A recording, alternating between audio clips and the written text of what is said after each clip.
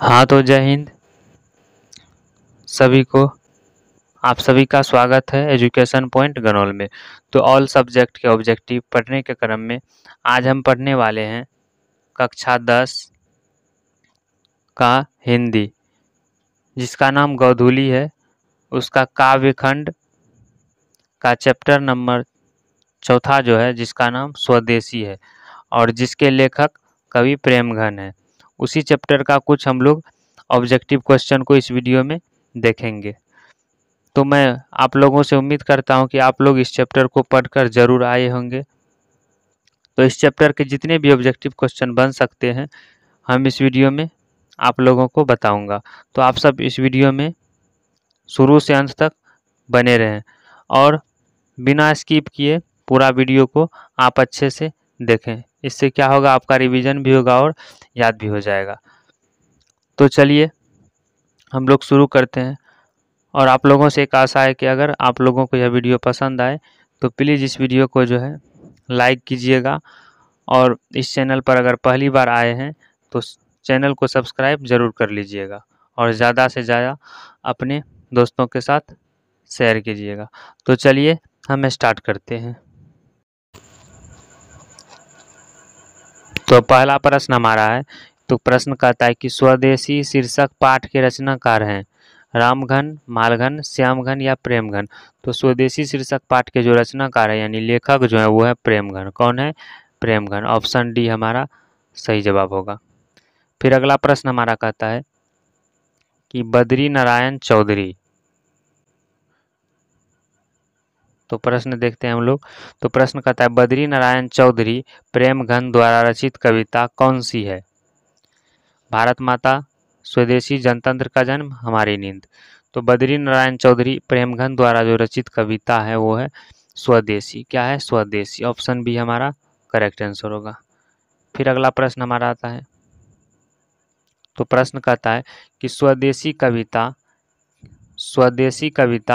किससे संकलित है? प्रेमघन सरस्व से, जीर्ण जनपद से, भारत प्रयाग से, प्रयाग रामागमन से। तो स्वदेशी कविता जो है वो प्रेमघन सर्वस्व से है। किससे है? प्रेमघन सर्वस्व से। ऑप्शन ए सही जवाब होगा। फिर अगला प्रश्न है कि बद्री नारायण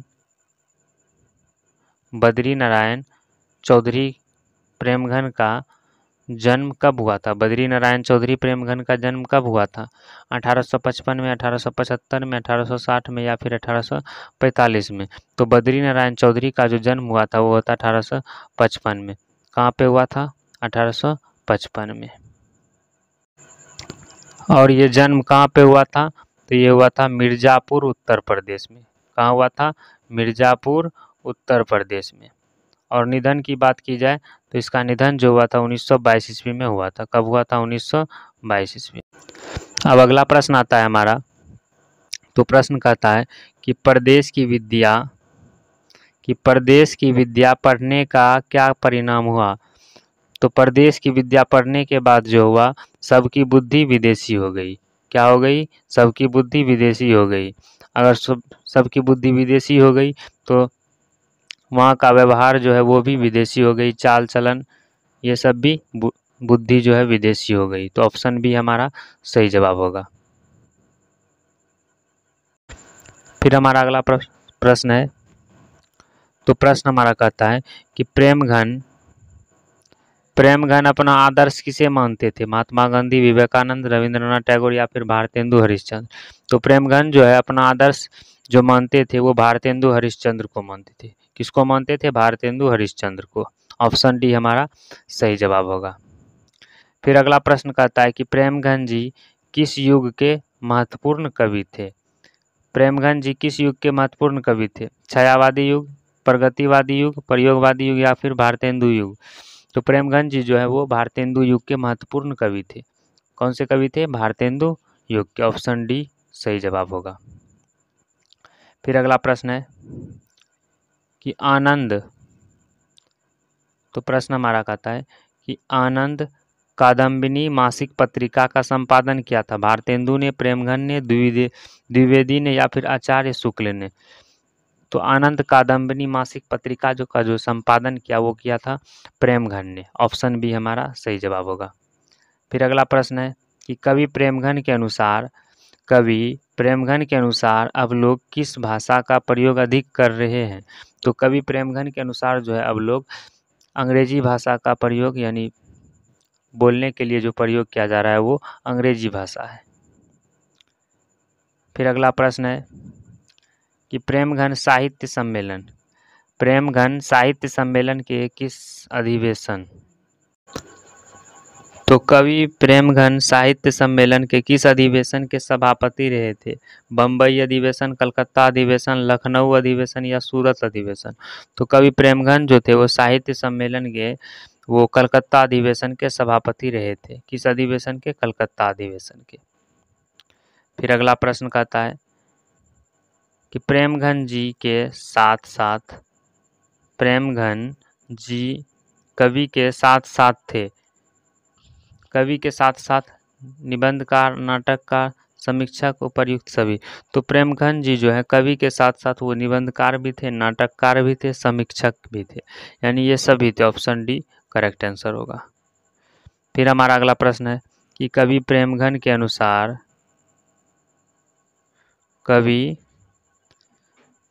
अनुसार भारतीय हाट बाजार किस सामान से भरा पड़ा है।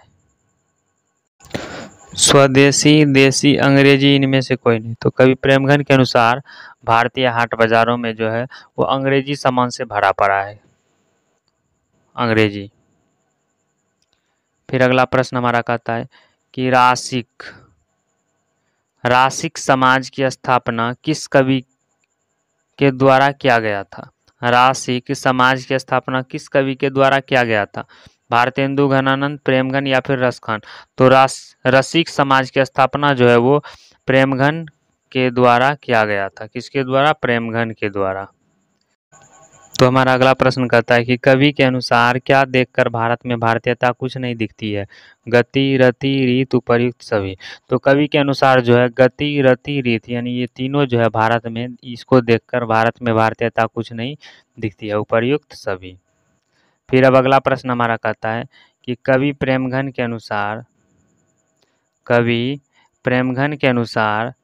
भारत के लोग क्या बनकर खुशामद और झूठी प्रशंसा में लगे हुए हैं। तो कवि प्रेमघन के अनुसार जो है वो डफली बनकर जो है भारत के लोग डफली बनकर खुशामद और झूठी, यानी लोगों को झूठ मूठ के खुश रखने में और उसके प्रशंसा में लगे हुए हैं। क्या बनकर? डफली बनकर। ऑप्शन सी करेक्ट आंसर हो जाएगा हमारा। तो हमारा अगला प्रश्न कहता है कि बोली सकत नहीं अब मिली हिंदू लोग, अंग्रेजी भाखन करत अंग्रेजी उपभोग। तो बोली सकत मतलब लोग जो है क्या नहीं बोल सकते, हिंदी तो बोल नहीं सकते हैं। अब मिली हिंदू लोग, अंग्रेजी भाखन करत अंग्रेजी उपभोग। तो बोली सकत क्या नहीं बोल सकते हैं? हिंदी। ऑप्शन सी हमारा सही जवाब होगा। अब अगला प्रश्न हमारा कहता है कि फिर से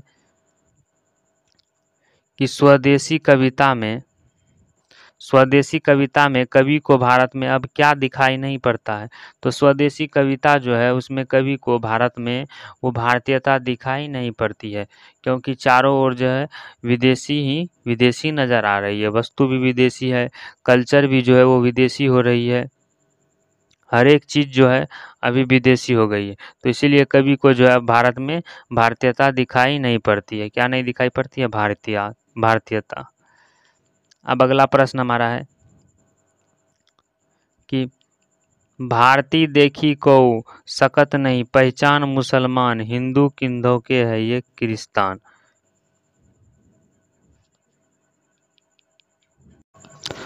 तो भारती देखी को सकत नहीं, पहचान मुसलमान, हिंदू किंधों के है ये किरिस्तान। तो मनुज हो जाएगा, मनुज भारती देखी को, मनुज। ऑप्शन ए जो होगा वो हमारा सही जवाब होगा। फिर अब अगला प्रश्न हमारा है कि प्रेमघन का जन्म कहाँ हुआ था। प्रेमघन का जन्म कहाँ हुआ था। तो प्रेमघन का जो जन्म हुआ था वो हुआ था मिर्ज़ापुर। और ये मिर्ज़ापुर कहाँ पे है? तो ये यूपी में, यानी उत्तर प्रदेश। और ये जन्म जो है इसका कब हुआ था? तो ये हुआ था 1855 ईस्वी में। कब हुआ था? 1855 55 ईस्वी में, मिर्जापुर यूपी में, उत्तर प्रदेश। फिर अगला प्रश्न है कि भारत सौभाग्य किनका प्रसिद्ध नाटक है। तो भारत सौभाग्य नाटक किनका प्रसिद्ध नाटक है? डॉक्टर नागेंद्र, आचार्य शुल्क, भारतेंदु या फिर प्रेमघन। तो भारत सौभाग्य जो है वो प्रेमघन का प्रसिद्ध नाटक है। किसका? प्रेमघन का। फिर अब अगला प्रश्न है, फिर अब अगला सवाल हमारा कहता है कि प्रेमघन के किस काव्य में ग्रामीण जीवन की यथार्थवादी चित्रण है। तो प्रेमघन के किस काव्य में ग्रामीण जीवन की यथार्थवादी चित्रण है? भारत सौभाग्य, जीर्ण जनपद, प्रयाग रामागमन, प्रेमघन, स्वस्व। तो प्रेमघन के किस काव्य में यानी कविता में ग्रामीण जीवन की यथार्थवादी चित्रण है? तो वह जीर्ण जनपद में। कौन सा? जीर्ण जनपद में। जीर्ण जनपद में जो है ये कविता है प्रेमघन जी की, उसमें ग्रामीण जीवन का चित्रण किया गया है। ऑप्शन बी हमारा करेक्ट आंसर होगा। फिर अगला प्रश्न है कि भारतेंदु युग के महत्वपूर्ण कवि हैं। तो भारतेंदु युग के जो महत्वपूर्ण कवि हैं वो है प्रेमघन। कौन है? प्रेमघन। फिर अब अगला प्रश्न आता है हमारा, तो प्रश्न कहता है कि प्रेमघन काव्य और जीवन दोनों क्षेत्रों में किसे अपना आदर्श मानते हैं। तो प्रेमघन काव्य और जीवन दोनों क्षेत्र में जो है वो भारतेंदु को वो आदर्श मानते हैं। किसे मानते हैं? भारतेंदु को। फिर अगला प्रश्न हमारा कहता है, तो प्रश्न है कि पढ़ी विद्या परदेश की, बुद्धि विदेशी पाए, चाल चलन परदेश की, गई इन्हें अति भाए। प्रस्तुत पंक्ति किस कविता की है? तो ये पंक्ति जो है वो स्वदेशी का है, स्वदेशी कविता का है। किसका है? स्वदेशी का। फिर अब अगला प्रश्न हमारा कहता है कि कवि प्रेमघन द्वारा अधिकांश काव्य रचना किस भाषा में की गई है? कवि प्रेमघन द्वारा अधिकांश काव्य रचना किस भाषा में? संस्कृत, ब्रजभाषा और अवधी, हिंदी, उड़िया। तो कवि प्रेमघन जो है वो अधिकांश काव्य की जो रचना की वो ब्रजभाषा और अवधी में की है। किसमें की है? ब्रजभाषा और अवधी में। फिर अब अगला प्रश्न है हमारा कि हिंदुस्तानी नाम सुनी अब ये सकुची लजाता पंक्ति किस कविता से है? ये भी पंक्ति जो है हमारा स्वदेशी से है। किससे है? स्वदेशी से। फिर अब अगला प्रश्न हमारा कहता है कि सबे विदेशी वस्तु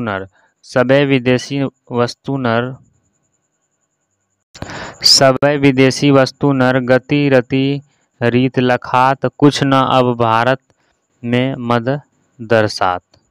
भारत में दर्शात। सबे विदेशी वस्तु नर गति रति रीत लखात कुछ न अब भारत में दर्शात। तो क्या नहीं अब जो है भारत में दर्शन आ रही है यानी दिख रही है, वो भारतीयता जो है वो नहीं दिख रही है। ऑप्शन बी हमारा सही जवाब होगा। फिर अब अगला प्रश्न है, साहित्य सम्मेलन के कलकत्ता अधिवेशन के सभापति थे। साहित्य सम्मेलन के कलकत्ता अधिवेशन के सभापति थे कौन थे? बद्री नारायण चौधरी, प्रेमघन, रामधारी सिंह दिनकर, सुमित्रानंदन पंत, घनानंद। तो साहित्य सम्मेलन के कलकत्ता अधिवेशन के जो सभापति थे वो थे बद्री नारायण चौधरी, प्रेमघन। बद्री नारायण चौधरी, प्रेमघन। फिर अब अगला प्रश्न है कि 1874 में प्रेमघन ने किस समाज की स्थापना की?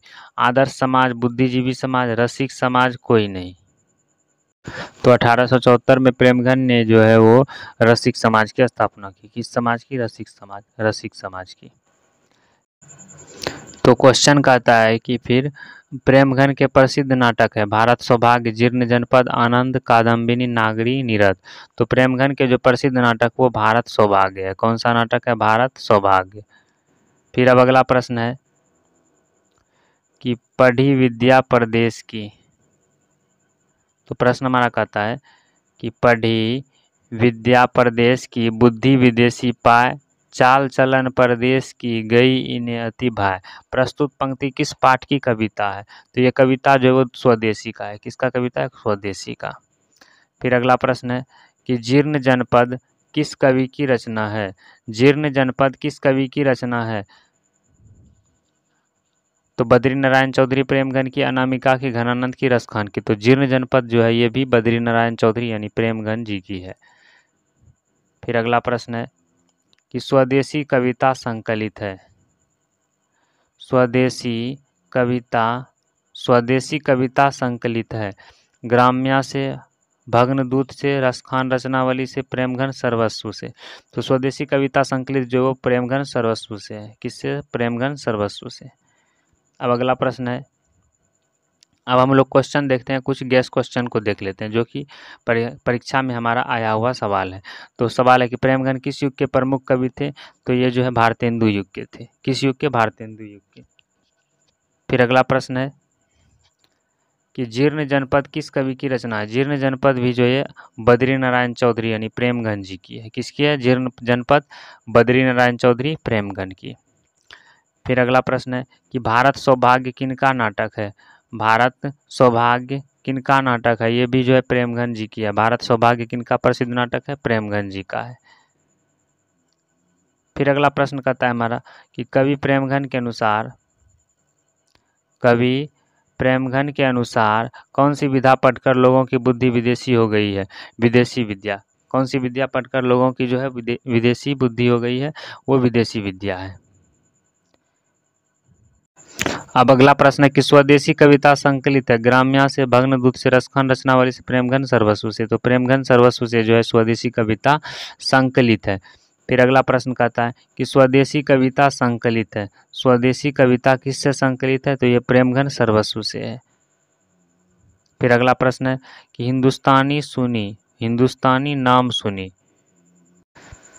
तो कहता है हमारा क्वेश्चन कि हिंदुस्तानी नाम सुनी अब ये सकुची लजात पंक्ति का इस किस कविता से उद्धृत है? तो ये पंक्ति जो है वो स्वदेशी से है। किससे? स्वदेशी से। फिर अगला प्रश्न हमारा कहता है स्वदेशी शीर्षक पाठ के रचनाकार हैं। स्वदेशी शीर्षक पाठ के रचनाकार हैं प्रेमघन जी। स्वदेशी शीर्षक पाठ के रचनाकार कौन है? प्रेमघन है। फिर अगला प्रश्न है कि परदेश की विद्या पढ़ने का क्या परिणाम हुआ? परदेश की विद्या पढ़ने का क्या परिणाम हुआ? तो सबकी बुद्धि क्या हो गई? विदेशी हो गई। क्या हो गई? विदेशी हो गई। सबकी बुद्धि विदेशी हो गई। फिर अगला प्रश्न है कि प्रेमघन अपना आदर्श किसे मानते थे? प्रेमघन सबसे आदर्श किसे मानते थे? तो आप लोग जान चुके हैं पहले कि ये भारतेंदु हरिश्चंद्र को मानते थे। किसे प्रेमघन जो अपना आदर्श मानते थे? भारतेंदु हरिश्चंद्र को। फिर अगला प्रश्न है कि बद्रीनारायण चौधरी प्रेमघन,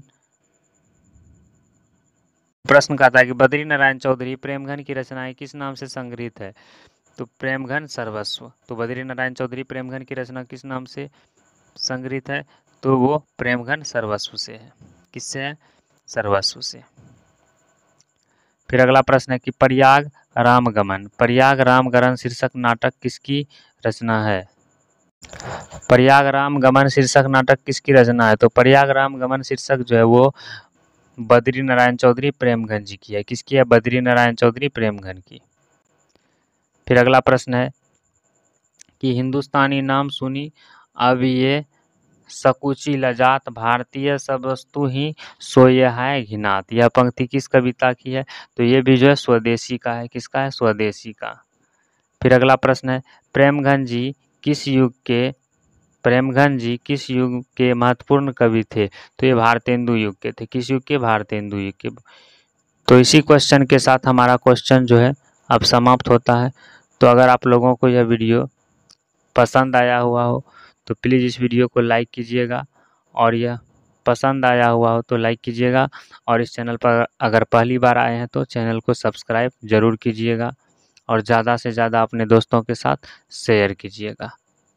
धन्यवाद। मिलते हैं अब अगले वीडियो में अब हम लोग मिलेंगे। जय हिंद।